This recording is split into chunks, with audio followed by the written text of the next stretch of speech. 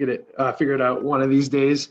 Hi, everyone. We'll give it another minute or two here before we get started with introductions and everything. But thank you so much for all of you already in today's webinar. And we look forward to sharing a lot of fun, exciting news and some tips and tricks on how you guys can keep your students involved in Fuel Up to Play 60 during this kind of new normal year.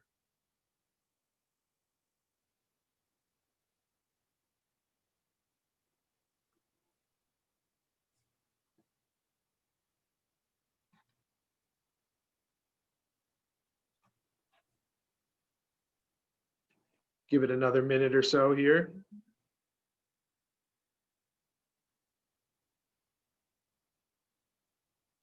We are going to be making use of our chat feature today. So as we're talking, feel free to jump in if there's any questions or things that you'd like to add in or learn more about. And we'll try to keep an eye on that to help answer any questions you might have along the way. So with that, looks like we're about a minute over now, 3:01 here. Thank you again for all those who took the time to join us today. I know that it's been very hectic, to say the least, so we appreciate you joining us and learning more about Fuel Up to Play 60 if you are not familiar with the program, or just learning about more innovative ways that you can keep your students involved in the program, whether they're at school or e-learning from home. So this webinar series, we will cover two different plays. One on the physical activity side, and then one on the healthy eating side. We'll start with the physical activity play, which is Walk This Way, Start a Walking Club. And then we'll move on to healthy eating play, Highlight Healthy Foods, Go Nutritious. So to start it off, for those of you who I have not yet talked to or met with in person, my name is Josh Lightman.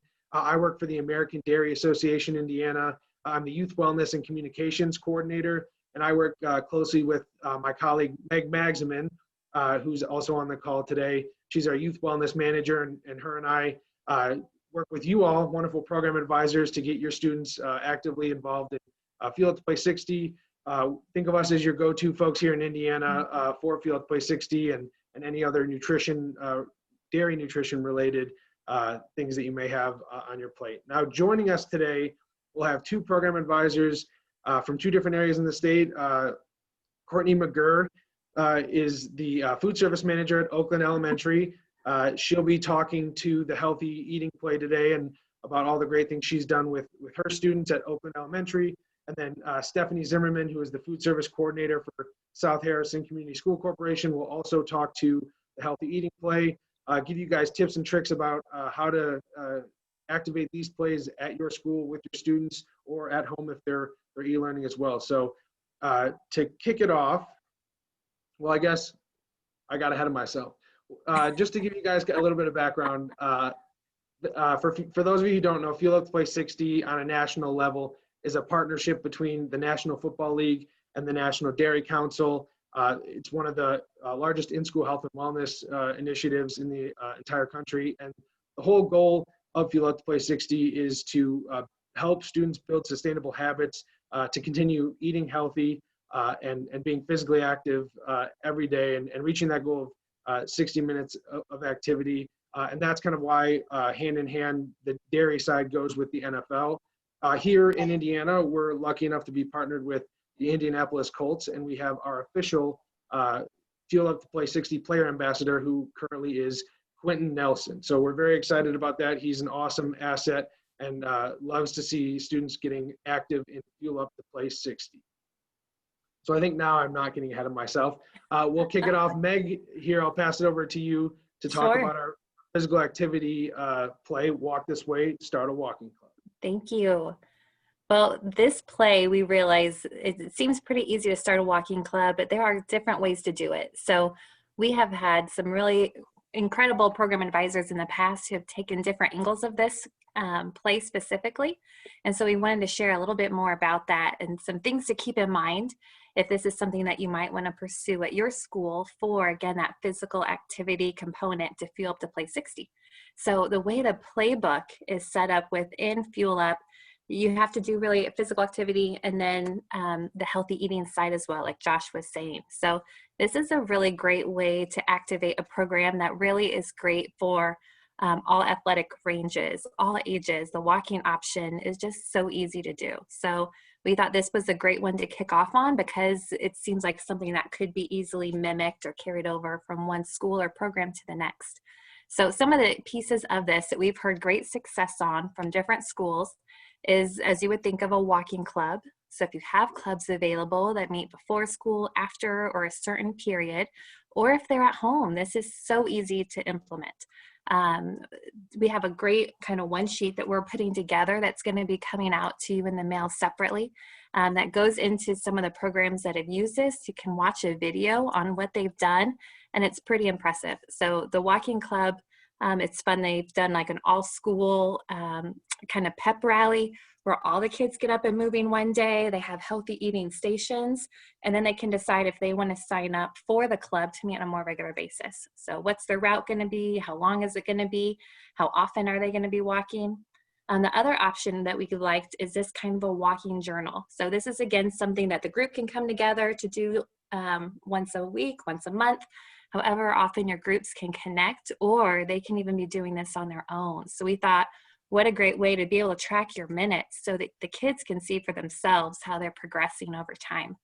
Another cool thing that we liked is having a big walking or jogging event. And we know these are very popular too. And what's nice about the event is it can be school only, or it can be community. So it gives you that chance to really broaden that scope and bring in additional people, whether it's parents, extended family, and other community members to be a part of it. So the walking event that we're going to feature on this first one sheet that we are pulling out did a nice job where there was a shorter 1K that went around their school building for the younger kids, and then the option to do a full 5K that several of the teachers participated in too, got all dressed up, and just made it a fun spirit day that included other healthy stations and activities of things people could do while they were waiting for their event to take place. So while this seems really simple, there's a number of ways that you could implement it to be really impactful at your school. And of course, just like anything, you can try one option and then you can tweak and make it bigger and bigger and bigger, as your school year progresses or from one year to the next. So once you do this play or any others, we always want to remind you to get back into Fuel Up to Play 60. Log in, create an account, and plug in that you've been able to complete one of the plays for your program. That's really important because we're able to then track the schools that are able to do that and come up to that touchdown school status, which is a pretty big deal with bragging rights and prizes to go with it. So, and then we want to know the things that you're doing too. So share with us if you have questions, if you're going to be implementing a play like this, and if there's ways we can help you to do it or even to help promote it, because we want to cheer with you and your students. So this was one great program that we thought was a great example that you can maybe take a few bits and pieces from and see how it could work for your school. Thank you, Meg. And Meg makes a good point. With you all reporting on the dashboard, that definitely helps us see you guys achieve each step. It's also great too if you can get your students to log on and report the goals that they've achieved or the different things that they're working on through Fuel Up to Play 60, because on a national level as well, they'll be entered to win a lot of fun prizes. I know that they send out prize packs monthly. So just another way to reward your students for being involved in Fuel Up to Play 60 and again, achieving those goals of eating healthy and being physically active each day. That's right. And we're on our end looking for those students that are really going above and beyond and looking for more ways to really incentivize and thank them. So it's a fun program for them to implement on their own in addition to some of these bigger initiatives with other students. All right, now switching gears now from the physical activity play to the healthy eating play. Like I said before, we're going to talk to and hear about some awesome executions of highlighting healthy foods, Go Nutritious play. So we'll kick it off with Stephanie Zimmerman from South Harrison School Corporation. And she is the food service coordinator there and has been involved for Fuel Up to Play 60 for a while now. Stephanie, I will turn it on over to you. Thanks, Josh. Thanks, Meg, for having me today. I appreciate this opportunity. So hopefully I can help out the viewers and other Fuel to Play 60 advisors that are looking for something maybe new to do with their kids. All right, go ahead and go to the next slide. All right, so what I did at one of my elementary schools is I came up with kind of, I named it the Smoothie Extravaganza. So I did a taste test with the elementary kids at the school. It's pre-K through third. And I wanted to figure out a way to get them involved with picking the smoothie flavor that was going to be on the serving line. So I came up with 3 different smoothie flavors. Some I think were from the American Dairy Association. So the simple flavors were apple pie, which was just applesauce and vanilla yogurt and some like cinnamon, I think. So that didn't even require a blender. So, that's something quick and easy that you can do. And then the next one was a blueberry smoothie, which you can create a little word pun with it and see if blue from the Colts could come down for you. But that one was just blueberries and vanilla yogurt. That one did have, that one did need a blender, but it's just 2 ingredients. So it was pretty quick. And then the last one, I wanted to see if I could get the kids to consume spinach and, not necessarily trick them into trying it, but show them that spinach isn't gross, because a lot of kids think that, oh my gosh, it's green, I don't want to eat that. But I paired spinach with vanilla yogurt and bananas, and I asked every group that came through, what do you guys taste in the smoothies? Can you guys guess what flavors are in there? And whenever they tried the green one, which I named it the Hulk smoothie just because I thought they would be familiar with that character, they all said that it tasted like bananas, because really the spinach was just adding green color to the smoothie, and that was it. And all they could taste was bananas. And they were all kind of shocked when I told them it was spinach. But it was a really fun event to do with them. It was great to expose them to new things and to show them that, trying new things isn't scary, So what I did is I chose the school that was going to have the most principal support, because if you kind of get the principal that is going to support your event and support what you need to make that event happen, it goes a lot smoother in the long run. So, I would just say kind of pick the easiest school and then just kind of prepare yourself for it, because it's going to be a lot of work, but it's very, very rewarding once you see the kids' faces. And once you implement it on the serving line the next time, a lot of the kids, they remembered the smoothies. They would say, oh yeah, I tasted that smoothie. Or I even had kids ask, when are you going to put the Hulk smoothie on there? When are you going to put the blueberry smoothie? So that was really fun and cool too. So you just got to kind of make it fun for the kids, and it'll be great all the way around.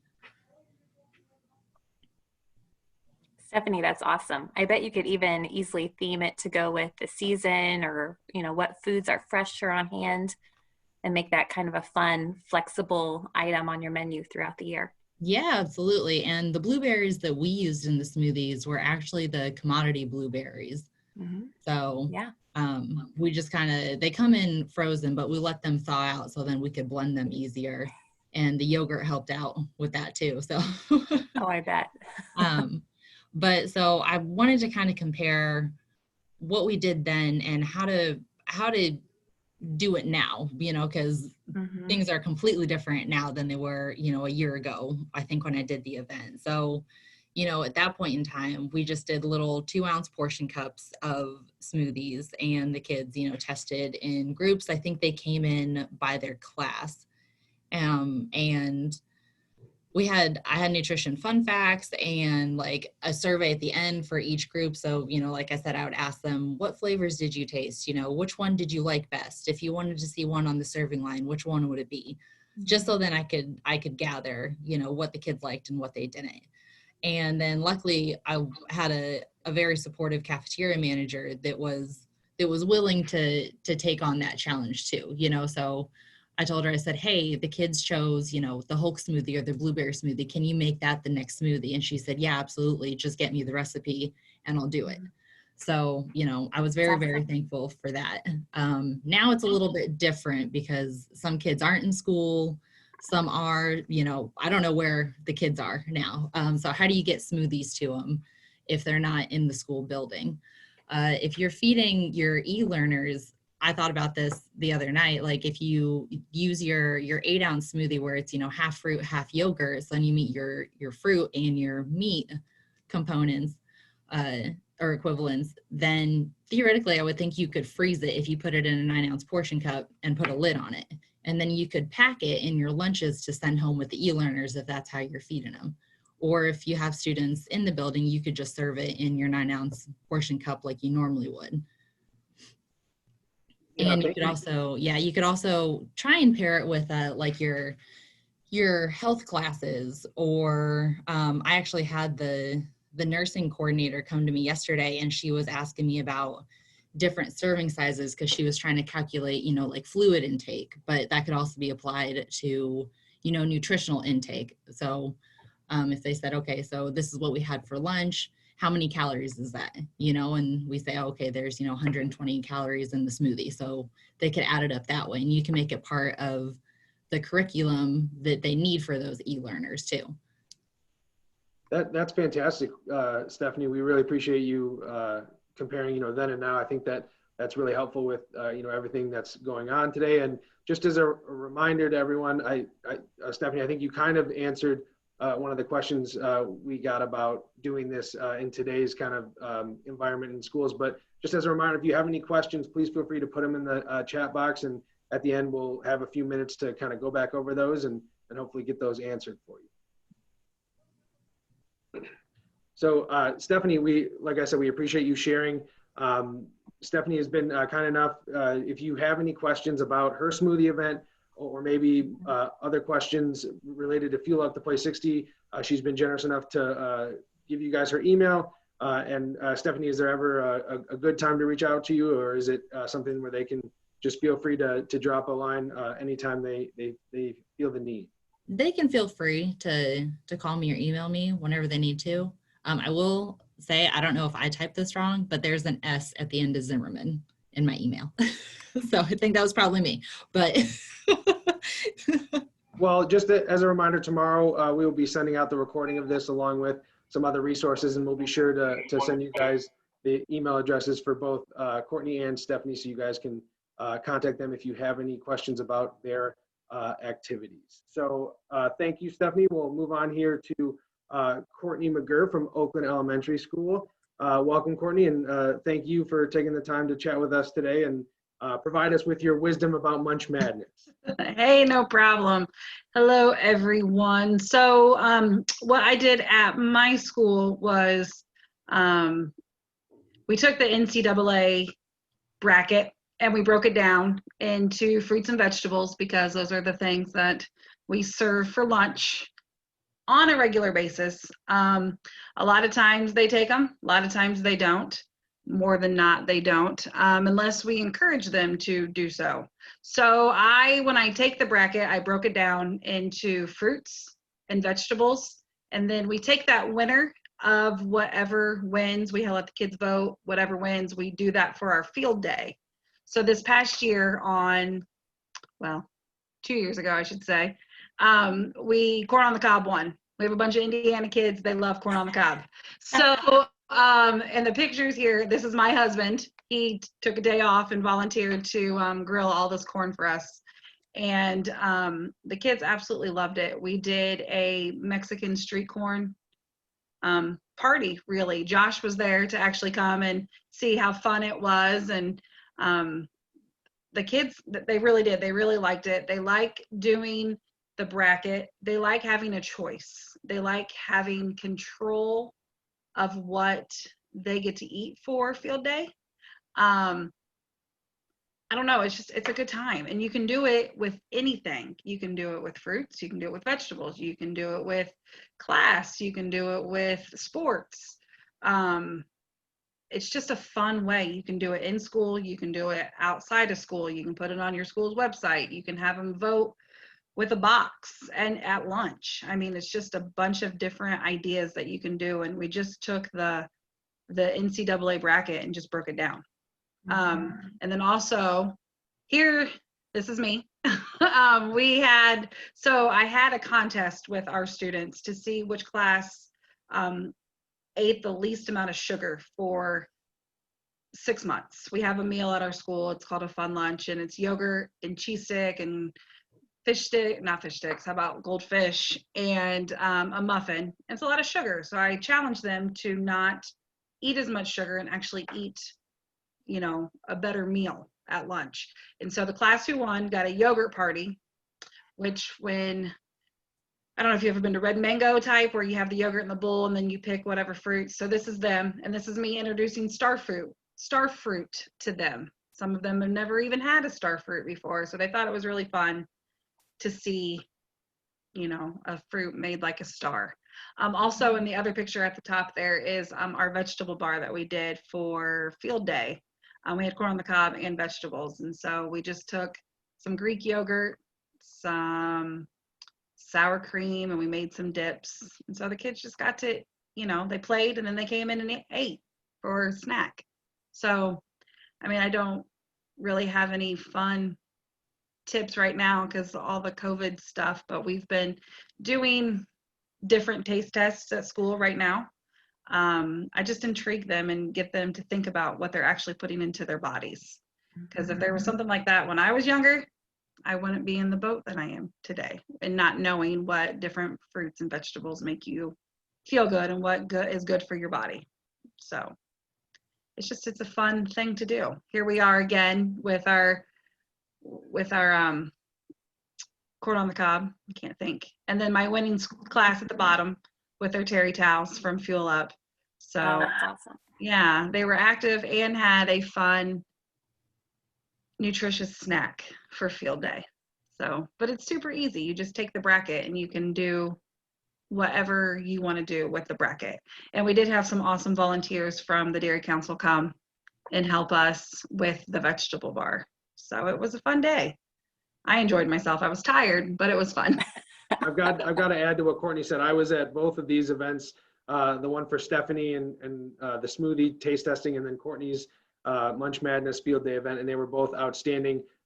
There are recap videos that we put together that we can send out to you as well, so you can see it live in action. So as with Stephanie, feel free to reach out to Courtney. We'll send out, again, their contact information on a wrap-up email tomorrow for this. And then, but to move on here, there are, with the new environment that everyone is in, our national office has put together a new outstanding resource for you all as program advisors. So what that is called is the Fuel Up to Play 60 Homeroom. There's a lot of new virtual resources, again, trying to make it easiest on you all to continue to engage your students in Fuel Up to Play 60, no matter whether they're e-learning or in school, with social distancing guidelines. There's a lot of fun stuff in there. If you go to the Fuel Up to Play 60 homepage, there's a link on the very first page. You can also log into your dashboard and access it from there as well. Another just update, we'll be continuing this webinar series, and our next one will be October 22nd at 3 p.m. Again, we will send out additional information and details on that in the registration link here shortly. And then just another thing to keep on your radar, more resources from our office, is that we're starting Farm Tour Friday. So we'll have live virtual dairy farm tours. We had our first one last week and it went phenomenal. The links to those will be on our YouTube page as well, but if you can catch it live, feel free to register. It'll be October 9th and then November 13th. Again, we'll send you more information on that in the follow-up email tomorrow as well. Hey, Josh, real quick, can I add to this? Yeah. For the homeroom, one piece that's cool about this, well, a few, there's a number of NFL players that are part of these videos, which is cool for the kids to watch. So they can do the exercises like them, learn different recipes that they like, all kinds of really cool tidbits, all set up into really small segments of content to make it easy for the kids to digest. What's also neat is every Thursday, new content will be added. So it goes right along with that Thursday night football kickoff to the weekend. So it's a great place to check out once to kind of see how it works and then keep coming back in to see what more information is getting added. For the farm tour, it's so cool to do these live because your class can ask questions to the farmer directly. But if your schedule doesn't allow you to do that within your class, we have some really cool ones that are already pre-recorded, one of which was done this year with Quentin Nelson from the Colts. So kind of cool for you to get that view of the dairy farm along with him with his first kind of official tour as well.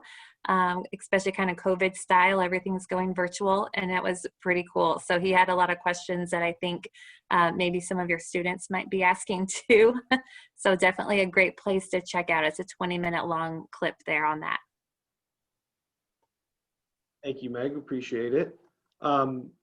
Moving on. So with the conclusion today, we will be sending out, like I've said, the recorded webinar, the one sheet and handouts for these two plays we discussed, and then an evaluation for today's webinar. Upon completion of that evaluation, you will receive one of our life-size Quentin Nelson growth posters and other Feel Up to Play 60 swag as well. We're excited to, again, keep your students involved in the program and help incentivize them to keep doing great things and feeling greatness. So with the time that we have left here, we'll look here. I think we have a couple questions. You can ignore Trevor's saying "Go Bengals." Trevor, you're a good guy. It's just not going to work here in Indiana. Stephanie and Courtney, feel free. You guys can answer this one. What are some misconceptions you hear from students about the food they eat, and how do they respond to those? I have a lot, because I'm elementary, so I have a lot of kids that always want to say, ooh, that's gross, even if it's something that they've never had before. So I have a rule in my cafeteria where you can't say, ooh, that's gross. You have to say, no, thank you. And then I always sing the Try It, You'll Like It song. It's from Yo Gabba Gabba. If anyone has young kids that's, remembers that show, it's like, try it, you'll like it. And I just dance around with them and sing, and I rub my belly and I'm like, try it, you'll like it. And sometimes they do, sometimes they don't. I have try it and try stickers. So, and who doesn't love a sticker? So I give them those as well. So that's what I do at my school. That's awesome. I might try that at home. Courtney, we have the same kind of issues here in a sense, where sometimes kids will look at something and they'll say, oh, what is that? And then we'll tell them what it is, and they'll say, oh, well, that looks gross. And I'll say, well, I don't think it looks gross, but did you try it? Right. And they're like, no, I'm not going to try that. And then I'll have the girls, or I'll do it myself, and I'll just kind of cut off a little sample of it. And I'm like, try it. And then maybe next time you'll actually get it.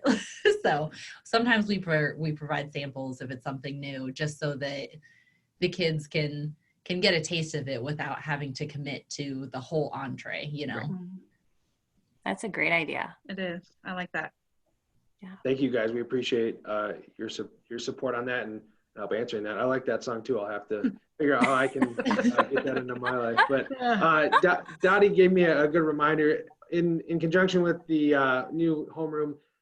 Make sure you have your students check out the free period room. There's a lot of new and fun contests and activities. So that's, in addition to the health and wellness side of things, just a lot of an area to have fun too. So be sure to have your students check that out as well. And really make sure that you're taking advantage of reporting to your dashboard and having your students do the same, because again, who doesn't want fun prizes by just telling us what you're doing. So like I said, we appreciate everyone joining today. We have a minute or two left. Does anyone else have any final questions or comments or anything to share at all?